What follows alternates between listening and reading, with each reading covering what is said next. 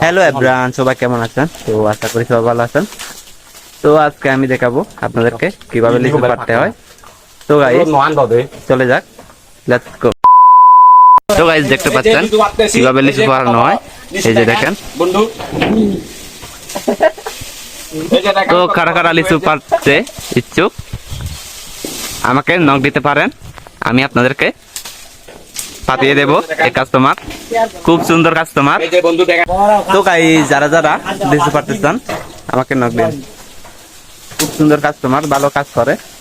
ওই কি রে মধু মধু ওই কি রে মধু মধু মধু রসমালাই রসমালাই, ওই কি রে মধু মধু মধু, এই যে দেখেন রসমালাই রসমালাই মধু মধু, অনেক মিষ্টি হবে, এই যে দেখেন মধু মধু। তো গাইস অনেক মিষ্টি লিচু এগুলা মধু। তো গাইস ভিডিও তাই পর্যন্ত।